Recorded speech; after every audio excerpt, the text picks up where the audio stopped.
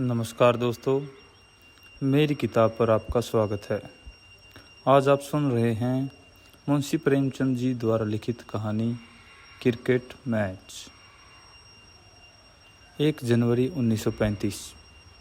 आज cricket match में मुझे जितनी निराशा हुई मैं उसे व्यक्त नहीं कर सकता।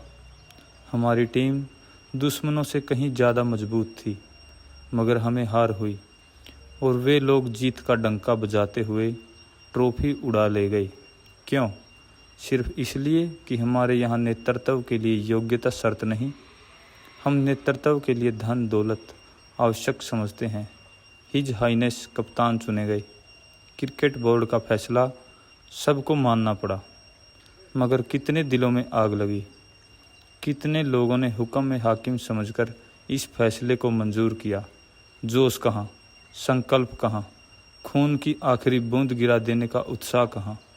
हम खेले और जाहिरा दिल लगाकर खेले, मगर यह सच्चाई के लिए जान देने वालों की फौज न थी। खेल में किसी का दिल न था। मैं स्टेशन पर खड़ा अपने तीसरे दर्जे का टिकट लेने की फिक्र में था कि एक युवती जो अभी कार से उतरी थी आगे बढ़कर मुझसे हाथ मिलाई और बोली, आप भी तो इसी गाड़ी से चल रहे हैं मिस्टर जफर। मुझे हैरत हुई कि यह कौन लड़की है, इसे मेरा नाम क्यों मालूम हो गया। मुझे एक पल के लिए सन्नाटा सा हो गया कि जैसे शिष्टाचार और अच्छे आचरण की सब बातें दिमाग से गायब हो गई हों। सौंदर्य में एक ऐसी शान होती है जो बड़ों बड़ों का सिर झुका देती है। मुझे अपनी तुच्छता की ऐसी अनुभूति कभी न हुई थी। मैंने निजाम हैदराबाद से, हिज इंग्लिश वाइसराय से, महाराज मैसूर से हाथ मिलाया, उनके साथ बैठकर खाना खाया, मगर यह कमज़ोरी मुझ पर कभी न छाई थी। बस यहाँ जी चाहता था कि अपनी पलकों से उसके पाँव चूम लूँ। यह वह सलोनापन था जिस पर हम जान देते हैं, न वह नाजुकता जिसकी कभी लोग कस्में खाते हैं। उस जगह बुद्धि की कांति थी, गंभीरता थी, गरिमा थी, उमंग थी और आत्म अभिव्यक्ति की निरसंकोच लालसा थी। मैंने सवाल भरे अंदाज से कहा, जी हाँ। यह कैसे पूछूं कि मेरी आपसे भेंट कब हुई। उसकी बेतकल्लुफ़ी कह रही थी कि वह मुझसे परिचित हैं। मैं बेगाना कैसे बनूं। इसी सिलसिले में मैंने अपने मर्द होने का फ़र्ज अदा कर दिया। मेरे लिए कोई खिदमत? उसने मुस्कुराकर कहा, जी हाँ, आपसे बहुत से काम लूँगी। चलिए अंदर वेटिंग रूम में बैठें। लखनऊ जा रहे होंगे, मैं भी वहीं जा रहा। वेटिंग रूम आकर उसने मुझे आराम कुर्सी पर बैठाया और खुद एक मामूली कुर्सी पर बैठकर सिगरेट केस मेरी तरफ बढ़ाती हुई बोली, आज तो आपकी बॉलिंग बड़ी भयानक थी, वरना हम लोग पूरी इनिंग से हारते। मेरा ताज्जुब और बढ़ा। इस सुंदरी को क्या क्रिकेट से भी शौक है? मुझे उसके सामने आराम कुर्सी पर बैठते झिझक हो रही थी। ऐसी बदतमीजी मैंने कभी न की थी। ध्यान उसी तरफ लगा था। तबीयत में कुछ घुटन सी हो रही थी। रगों में वह तेजी और तबीयत में वह गुलाबी नशा न था जो ऐसे मौके पर स्वभावत मुझ पर छा जाना चाहिए था। मैंने पूछा, क्या आप वही मैच देख रही थी? उसने अपना सिगरेट जलाते हुए कहा, जी हाँ, शुरू से आखिरी तक। मुझे तो सिर्फ आपका खेल जचा। और लोग तो कुछ बेदिल से हो रहे थे और मैं उनके राज समझ रही हूँ। हमारे यहाँ लोगों में सही आदमी को सही जगह पर रखने का मादा ही नहीं है।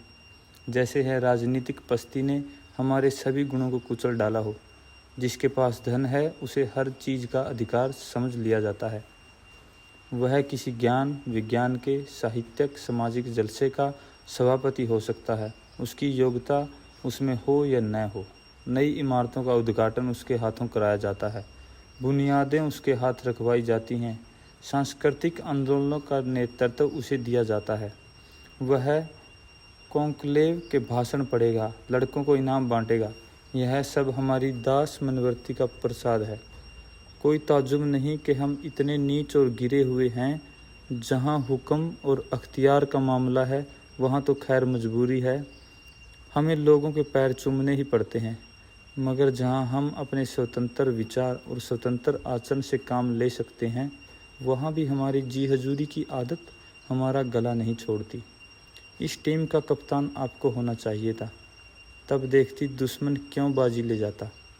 महाराजा साहब में इस टीम का कप्तान बनने की उतनी ही योग्यता है जितनी आप में असेंबली का सभापति बनने की या मुझ में सिनेमा एक्टिंग की। बिल्कुल वही भाव जो मेरे दिल में थे, मगर उसकी ज़ुबान से निकलकर कितने असरदार और कितने आँख खोल देने वाले हो गए। मैंने कहा, आप ठीक कहती हैं, सचमुच यह हमारी कमज़ोरी है। आपको इस टीम में शरीक न होना चाहिए था। मैं मजबूर था। इस सुंदरी का नाम मिस हेलन मुखर्जी है, अभी इंग्लैंड से आ रही है। यही क्रिकेट मैच देखने के लिए बम्बई उतर आई थी। इंग्लैंड में उसने डॉक्टरी की शिक्षा प्राप्त की है और जनता की सेवा उसके जीवन का लक्ष्य है। वहाँ उसने एक अखबार में मेरी तस्वीर देखी थी और मेरा जिक्र भी पढ़ा था। तब से वह मेरे लिए अच्छा ख्याल रखती है। यहाँ मुझे खेलते देखकर वह और भी प्रभावित हुई। उसका इरादा है कि हिंदुस्तान की एक नई टीम बनाई जाए और उसमें वे लोग लिए जाएं जो राष्ट्र का प्रतिनिधित्व करने के अधिकारी हैं। उसका प्रस्ताव है कि मैं इस टीम का कप्तान बनाया जाऊं। इसी इरादे से वह सारा हिंदुस्तान घूमेगी। उसके स्वर्गीय पिता डॉक्टर एन मुखर्जी ने बहुत काफ़ी संपत्ति छोड़ी थी और वह उसकी संपूर्ण उत्तराधिकारी है। उसके प्रस्ताव सुनकर मेरा सर आसमान में उड़ने लगा। मेरी जिंदगी का सुनहरा सपना इतनी अप्रत्याशित ढंग से वास्तविकता का रूप ले सके, यह कौन सोच सकता था। अलौकिक शक्ति में मेरा विश्वास नहीं, मगर आज मेरे शरीर का रों रों कर कृतज्ञता और भक्ति भावना से भरा हुआ था। मैंने उचित और विनम्र शब्दों से मिस हेलन को धन्यवाद दिया। गाड़ी की घंटी हुई। मिस मुखर्जी ने फर्स्ट क्लास के 2 टिकट मंगवाए। मैं विरोध न कर सका। उसने मेरे लगेज उठाया, मेरा हैट खुद उठा लिया और बेधड़क एक कमरे में जा बैठी और मुझे भी अंदर बुला लिया। उसका खानसामा तीसरे दर्जे में बैठा। मेरी क्रिया शक्ति जैसे खो गई थी। मैं भगवान जाने क्यों इन सब मामलों में उसे अगुवाई करने देता था, जो पुरुष होने के नाते मेरे अधिकार की चीज़ थी। शायद उसके रूप, उसकी बौद्धिक गरिमा, उसकी उदारता ने मुझ पर रोक डाल दिया था कि जैसे उसने कामरूप की जादूगरनी की तरह मुझे भेड़ बना लिया हो और मेरी अपनी इच्छा शक्ति लुप्त हो गई हो। इतनी ही देर में मेरा अस्तित्व उसकी इच्छा में खो गया था। मेरा स्वाभिमान यह मांग करता था कि मैं उसे अपने लिए फर्स्ट क्लास का टिकट न मंगवाऊं और तीसरे ही दर्जे में आराम से बैठूं, और अगर पहले दर्जे में बैठना था तो इतनी ही उदारता से दोनों के लिए खुद पहले दर्जे का टिकट लाता। लेकिन अभी तो मेरी क्रिया शक्ति लुप्त हो गई थी। अगला दिन 2 जनवरी। मैं हैरान हूँ कि हेलन मुझसे इतनी हमदर्दी क्यों कर रही है, और यह सिर्फ दोस्ताना हमदर्दी नहीं है, इसमें मोहब्बत की सच्चाई है। दया में तो इतना आतिथ्य सत्कार नहीं हुआ करता, और रही मेरे गुणों की स्वीकृति, तो मैं अकल से इतना खाली नहीं हूँ कि इस धोखे में पड़ जाऊँ। गुणों की स्वीकृति ज़्यादा से ज़्यादा एक सिगरेट और एक प्याली चाय पा सकती है। यह सेवा सत्कार तो मैं वहीं पाता हूँ जहाँ किसी मैच में खेलने के लिए मुझे बुलाया जाता है। तब भी वहाँ इतने हार्दिक ढंग से मेरा सत्कार नहीं हुआ, सिर्फ रस्मी खातिरदारी बरती जाती है। उसने जैसे मेरी सुविधा और मेरे आराम के लिए अपने को समर्पित कर दिया हो। मैं तो शायद अपनी प्रेमिका के सिवा और किसी के साथ इस हार्दिकता का बर्ताव न कर सकता। याद रहे, मैंने प्रेमिका कहा है, पत्नी नहीं कहा। पत्नी की हम खातिरदारी नहीं करते, उसे तो खातिरदारी करवाना ही हमारा स्वभाव हो गया है, और शायद सच्चाई भी यही है। मगर फिलहाल तो मैं इन दोनों नेमतों में से एक का भी हाल नहीं जानता। उसके नाश्ते, डिनर, लंच में तो मैं शरीक था ही। हर स्टेशन पर वह डाक थी और ख़ास स्टेशनों पर ही रुकती थी।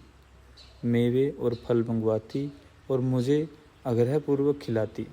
कहाँ की क्या चीज़ मशहूर है, इसका उसे खूब पता है। मेरे दोस्तों और घर वालों के लिए तरह तरह के तोहफे खरीदे, मगर हैरत यह है कि मैंने एक बार भी उसे मना नहीं किया। मना क्यों करता? मुझसे पूछकर तो लाती नहीं। जब वह एक चीज़ लाकर मोहब्बत से साथ मुझे भेंट करती है तो मैं कैसे इनकार करूं? खुदा जाने क्यों मैं मर्द होकर भी उसके सामने औरत की तरह शर्मीला, कम बोलने वाला हो जाता हूं कि जैसे मेरे मुंह में जुबान ही नहीं। दिन की थकान की वजह से रात भर मुझे बेचैनी रही। सर में हल्का सा दर्द था, मगर मैंने इस दर्द को बढ़ाकर कहा। अकेला होता तो शायद इस दर्द की जरा भी परवाह न करता, मगर आज उसकी मौजूदगी में मुझे उस दर्द को जाहिर करने में मज़ा आ रहा था। उसने मेरे सर में तेल की मालिश की और खामोशी से निडाल होता गया। मेरी बेचैनी के साथ उसकी परेशानी बढ़ती जाती थी। मुझसे बार बार पूछती, अब दर्द कैसा है? और मैं अनमने ढंग से कहता, अच्छा हूँ। उसकी नाजुक हथेलियों के स्पर्श से मेरे प्राणों में गुदगुदी होती थी। उसका वह आकर्षक चेहरा मेरे सर पर झुका है। उसकी गर्म सांसें मेरे माथे को छू रही हैं और मैं गोया जन्नत के मज़े ले रहा हूँ। मेरे दिल में अब उस पर फतह पाने की ख्वाहिश झकोले ले रही है। मैं चाहता हूँ वह मेरे नाज उठाए। मेरी तरफ से कोई ऐसी पहल न होनी चाहिए जिससे वह समझ जाए कि मैं उस पर लट्टू हो गया हूँ।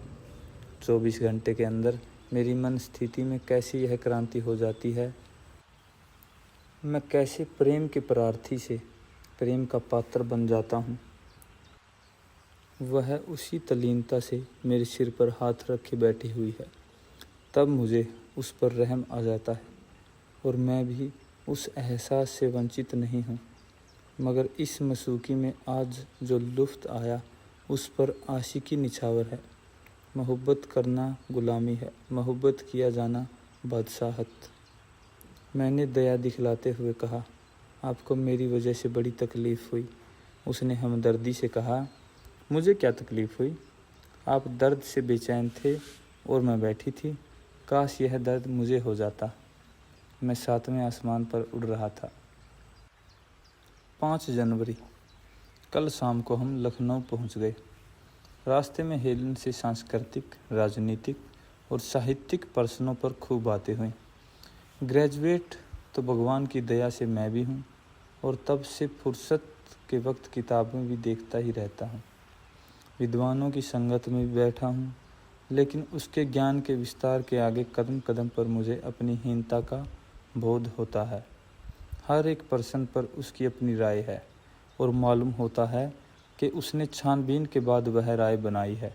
उसके विपरीत मैं उन लोगों में हूँ जो हवा के साथ उड़ते हैं, जिनकी क्षणिक प्रेरणाएं उलट पुलट कर रख देती हैं।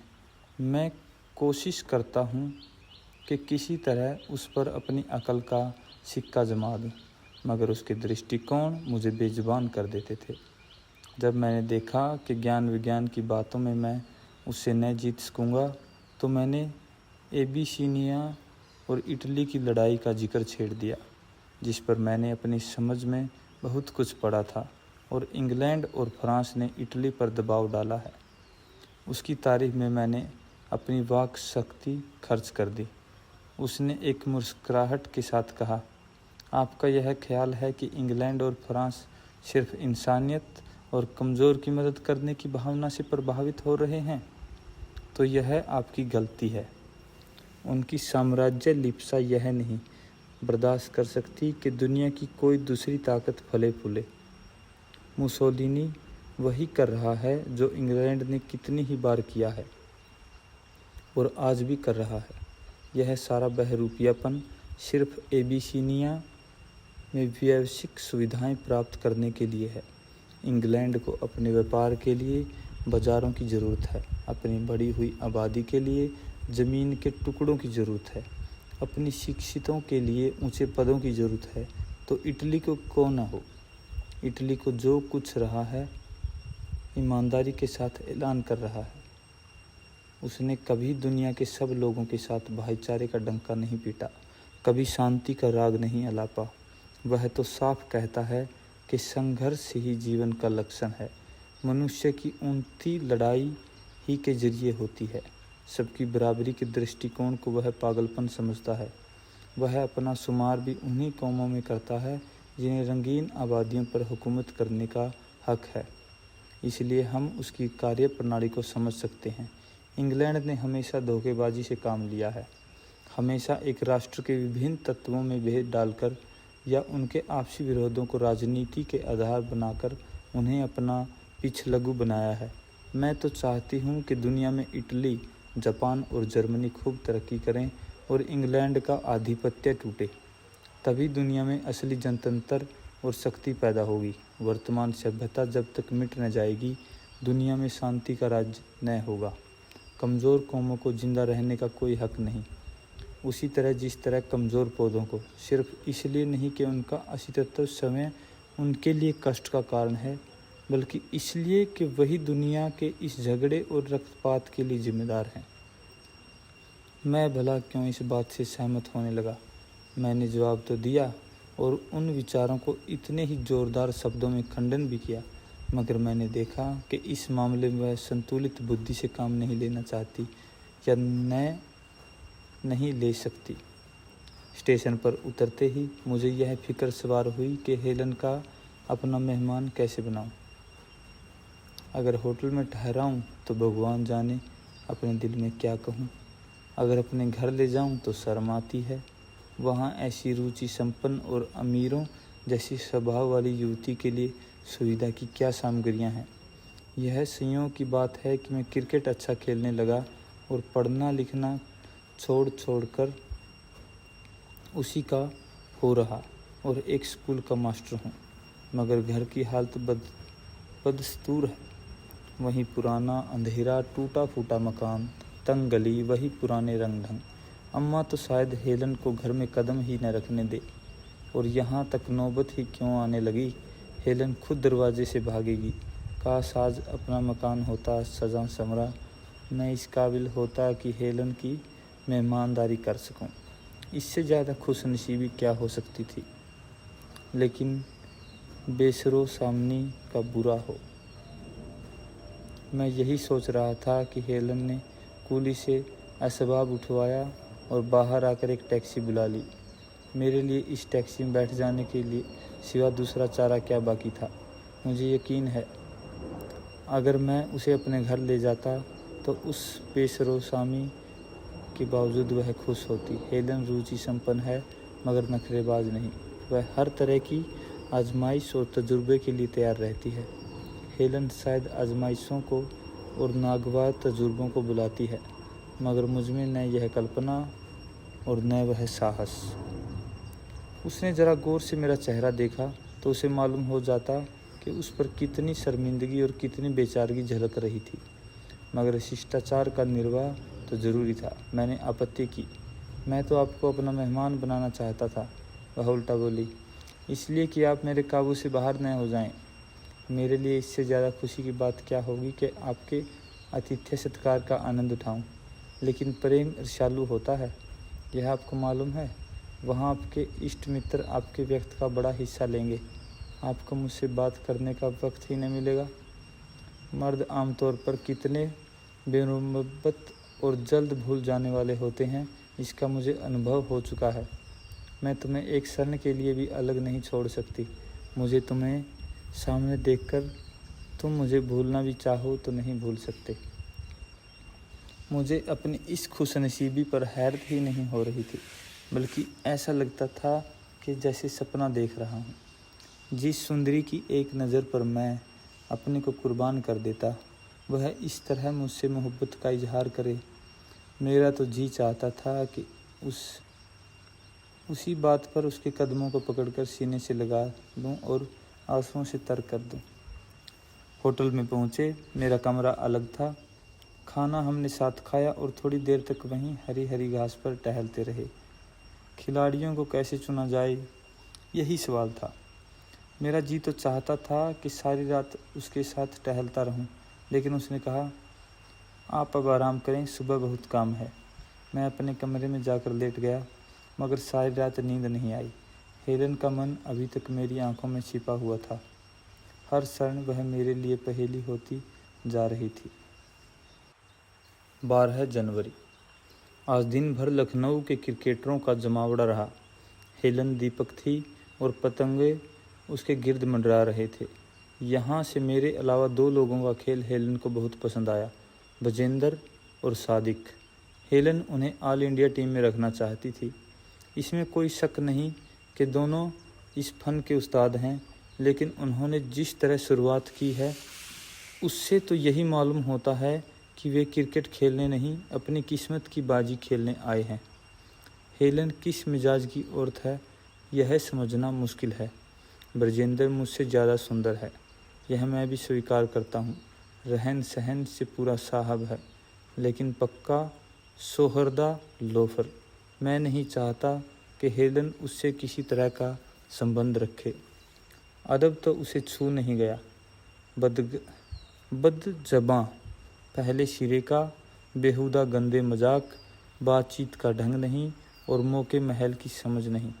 कभी कभी वह हेलन को ऐसे मतलब भरे इशारे कर देता कि मैं शर्म से सिर झुका लेता हूँ, लेकिन हेलन को शायद उसका बाजारूपन, उसका छिछोरापन महसूस नहीं होता।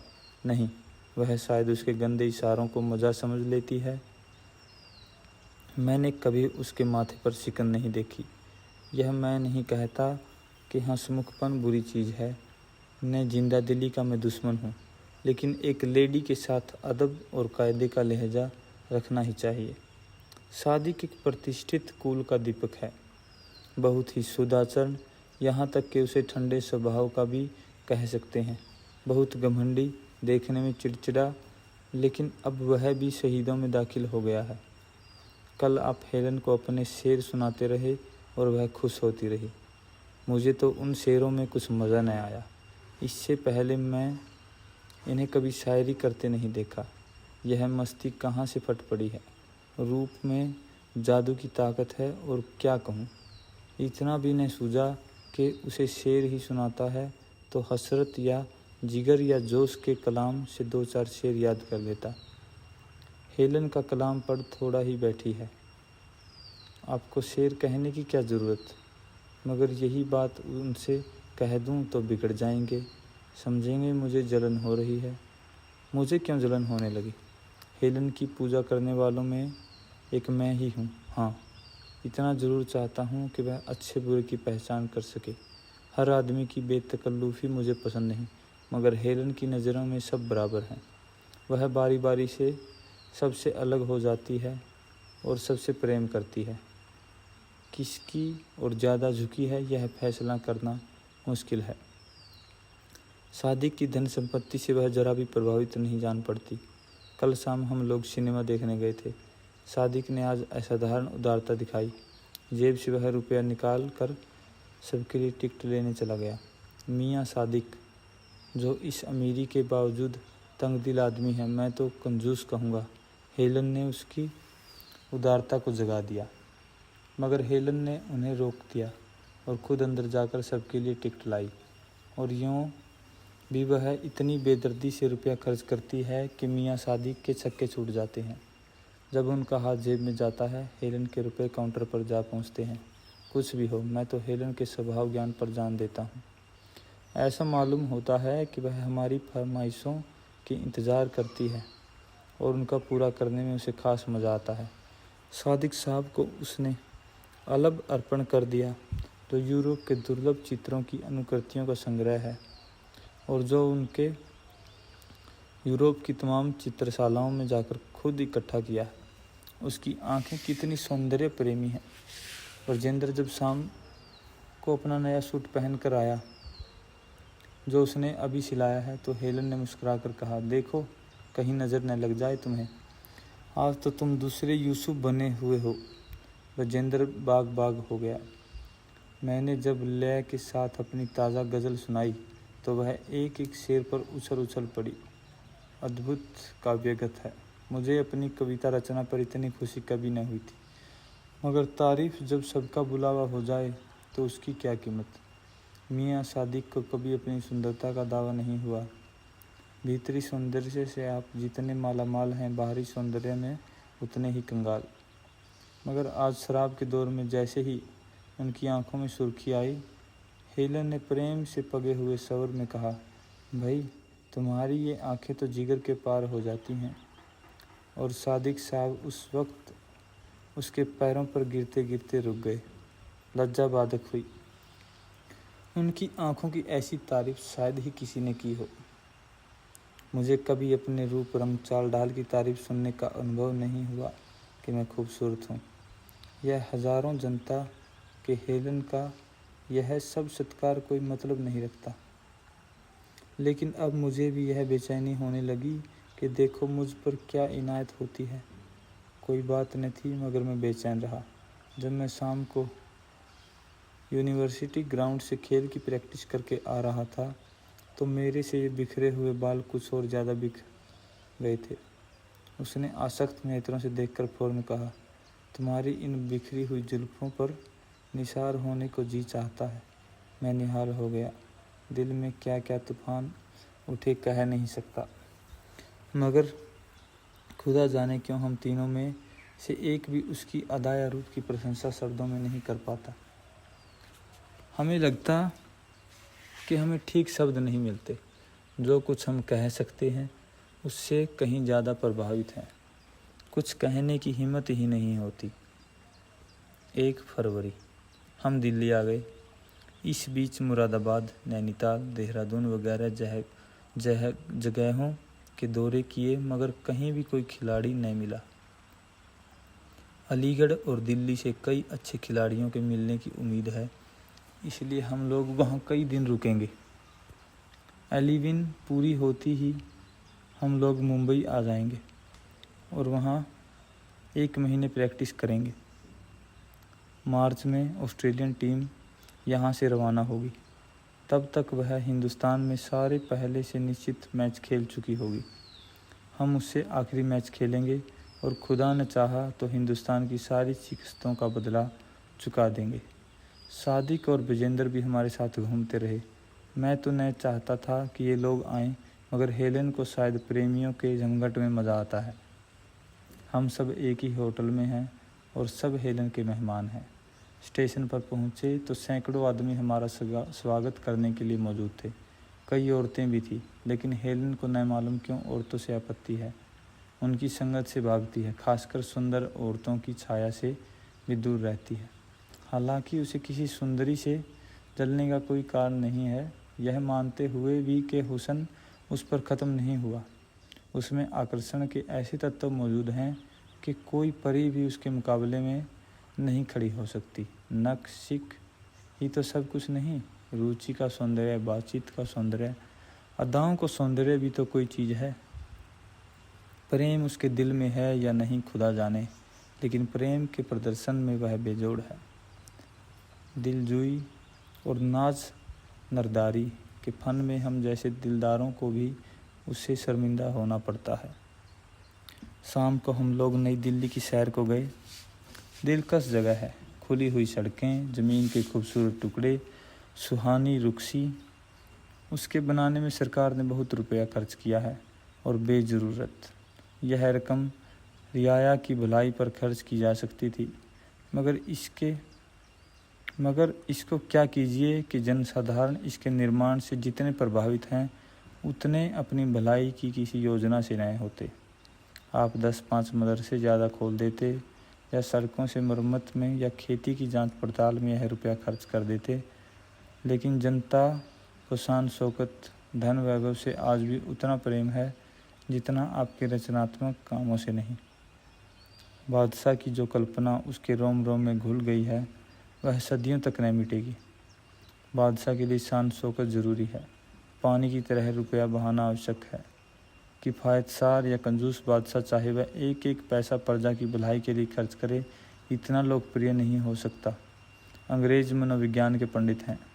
अंग्रेज़ ही क्यों, हर एक बादशाह जिसने अपने बाहुबल और अपनी बुद्धि से यह स्थान प्राप्त किया है स्वभावतः मनोविज्ञान का पंडित होता है। इसके बगैर जनता पर उसे अधिकार क्यों प्राप्त होता? खैर, यह तो मैंने यूं ही कहा। मुझे ऐसा अंदेशा हो रहा है शायद हमारी टीम सपना ही रह जाए।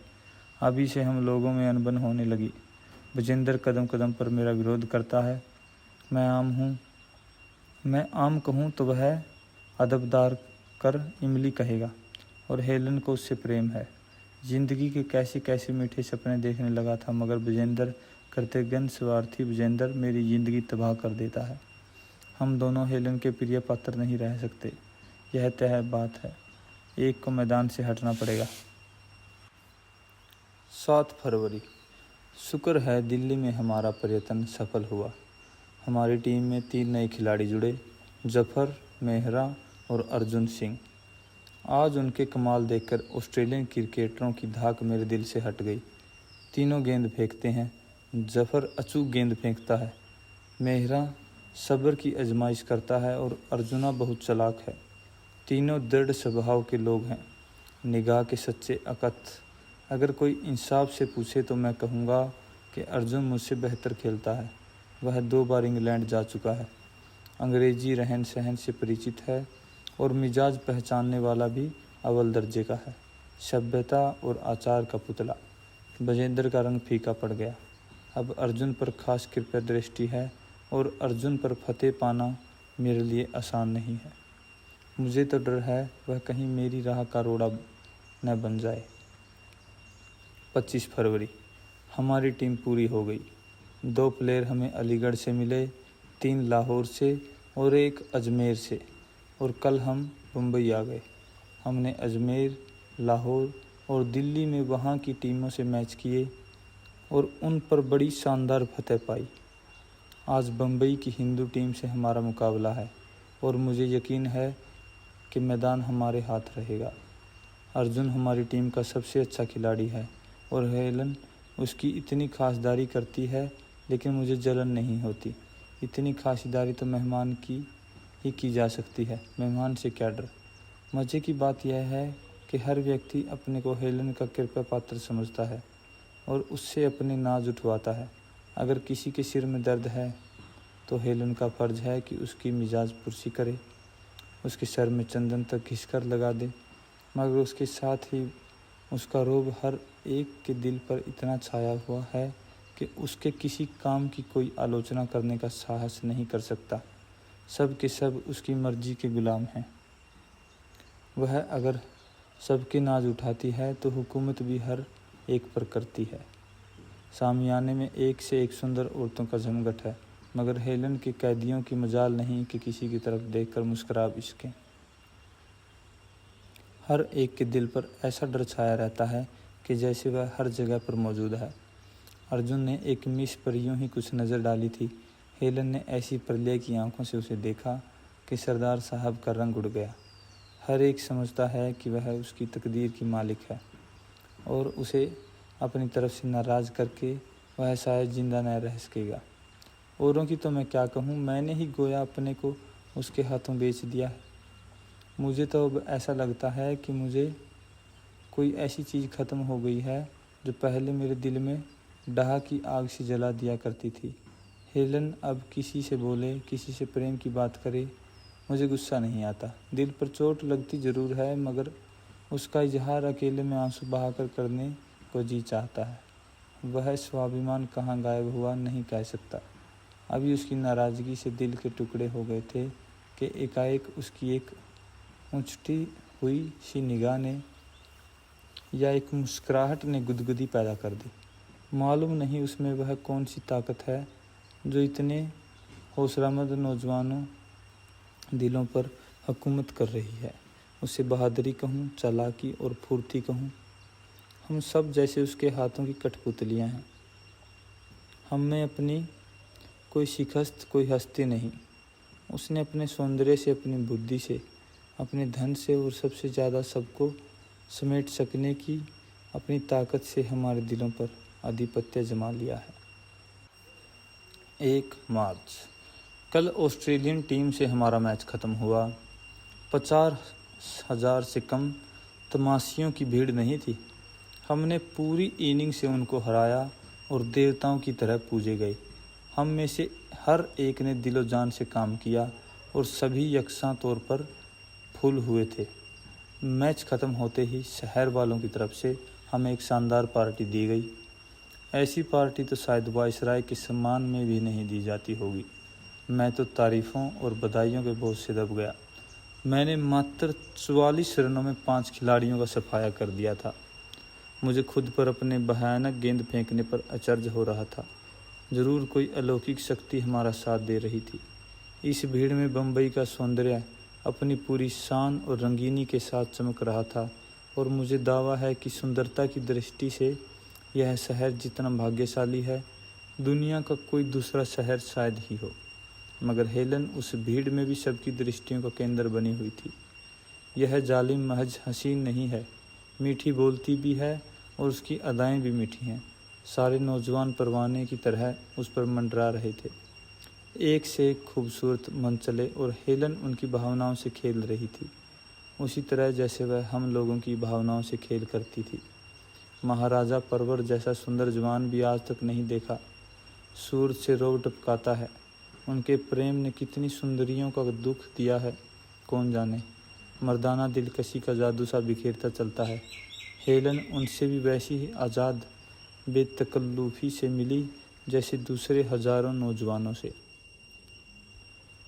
उनके सौंदर्य का, उनकी दौलत का उस पर जरा भी असर न था। न जाने इतना गर्व, इतना स्वाभिमान उसमें कहाँ से आ गया। कभी नहीं डगमगाती, कहीं रोब में नहीं रहती, कभी किसी की तरफ नहीं झुकती। वही हंसी मजाक, वही प्रेम का प्रदर्शन, किसी के साथ कोई विशेषता नहीं। दिलजोई सब की, मगर उसकी बेपरवाही की शान के साथ थे। हम लोग सैर करके 10 बजे रात को होटल पहुँचे तो सभी ज़िंदगी के नए सपने देख रहे थे। सभी के दिलों में एक दुखी सी थी कि देखें क्या होता है। आशा और भय से सभी के दिलों में तूफान सा उठ रहा था। गोया आज हर एक के जीवन की एक स्मरणीय घटना होने वाली है। जब क्या प्रोग्राम है इसकी किसी को खबर नहीं थी। सभी ज़िंदगी के सपने देख रहे थे। हर एक के दिल पर एक पागलपन सवार था। हर एक यकीन था कि हेलन की दृष्टि उस पर है, मगर यह अंदेशा भी हर एक के दिल में था कि खुदा न खास्ता कहीं हेलन ने बेवफाई की तो यह जान उसके कदमों पर रख देगा। यहाँ से जिंदा घर जाना कयामत था। उसी वक्त हेलन ने मुझे अपने कमरे में बुलावा भेजा। जाकर देखता हूँ तो सभी खिलाड़ी जमा हैं। हेलन उस वक्त अपनी शरबती बेलदार साड़ी में आंखों में चकाचौंध पैदा कर रही थी। मुझे उस पर झुंझलाहट हुई। इस आम मजमे में मुझे बुलाकर कसरत कराने की क्या ज़रूरत थी। मैं तो खास बर्ताव का अधिकारी था। मैं भूल रहा था कि शायद इसी तरह उनमें से हर एक अपने को खास बर्ताव का अधिकारी समझता हो। हेलन ने कुर्सी पर बैठते हुए कहा, दोस्तों, मैं कह नहीं सकती कि आप लोगों की कितनी कृतज्ञ हूँ। आपने मेरी ज़िंदगी की कितनी बड़ी आरज़ू पूरी कर दी। आप में से किसी को मिस्टर रतनलाल की याद आती है? रतनलाल, उसे भी कोई भूल सकता है? वह जिसने पहली बार हिंदुस्तान की क्रिकेट टीम को इंग्लैंड की धरती पर अपने जौहर दिखाने का मौका दिया, जिसने अपने लाखों रुपए इस काम में लगाए कि आखिरी बार की प्रजाएं से निराश होकर वही इंग्लैंड में आत्महत्या कर ली। उसकी वह सूरत अब भी हमारी आंखों के सामने फिर रही है। सब ने कहा, कितनी अच्छी तरह, अभी बात ही कितनी दिन की है। आज इस शानदार कामयाबी पर मैं आपको बधाई देती हूँ। भगवान ने चाहा तो अगले साल हम इंग्लैंड का दौरा करेंगे। आप अभी से इस मोर्चे के लिए तैयारी कीजिए। लुक जो जब है कि हम वहाँ मैच भी न हारें, मैदान बराबर हमारे साथ रहे। दोस्तों, यही मेरे जीवन का लक्ष्य है। किसी लक्ष्य का पूरा करने के लिए जो काम किया जाता है उसी का नाम ज़िंदगी है। हमें कामयाबी नहीं मिलती है जहाँ हम अपने पूरे हौसले से काम में लगे हों। वही लक्ष्य हमारा स्वप्न हो, हमारा प्रेम हो, हमारे जीवन का केंद्र हो। हम में और इस लक्ष्य के बीच में और कोई इच्छा, कोई आरजू दीवार की तरह न खड़ी हो। माफ़ कीजिएगा, आपने अपने लक्ष्य के लिए जीना नहीं सीखा। आपके लिए क्रिकेट सिर्फ एक मनोरंजन है, आपको उससे प्रेम नहीं। इसी तरह हमारे सैकड़ों दोस्त हैं जिनको दिल कहीं और होता है, दिमाग कहीं और वह सारी ज़िंदगी में नाकाम रहते हैं। आपके लिए मैं ज़्यादा दिलचस्पी की चीज़ था। क्रिकेट तो सिर्फ मुझे खुश करने का ज़रिया था। फिर भी आप कामयाब हुए। मुल्क को आप जैसे हज़ारों नौजवान हैं जो अगर किसी लक्ष्य की पूर्ति के लिए जीना और मरना सीख जाएं तो चमत्कार कर दिखाएं। जाइए और वह कमाल हासिल करें। मेरा रूप, मेरी रातें वासना के खिलौने बनने के लिए नहीं, नौजवानों की आंखों को खुश करने और उनके दिलों में मस्ती पैदा करने के लिए जीना मैं समझनाक समझती हूँ। जीवन का लक्ष्य इससे कहीं ऊंचा है। सच्ची ज़िंदगी वही है जहाँ हम अपने लिए नहीं सबके लिए जीते। हम सब सिर झुकाकर सुनते रहे और झुलाए भी। हेलेन कमरे से निकलकर कार पर जा बैठी।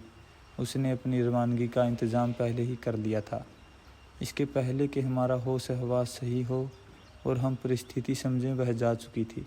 हम सब हफ्ते भर तक मुंबई की गलियों, होटलों, बंगलों की खाक छानते रहे। हेलन कहीं न थी और ज़्यादा अफसोस यह है कि उसने हमारी ज़िंदगी का जो आदर्श रखा वह हमारी पहुंच से ऊंचा निकला। हेलन के साथ हमारी ज़िंदगी का सारा जोश और उमंग ख़त्म हो गई। कहानी समाप्त। फिर मिलते हैं एक नई कहानी के साथ। तब तक के लिए नमस्कार और सुनते रहिए मेरी किताब।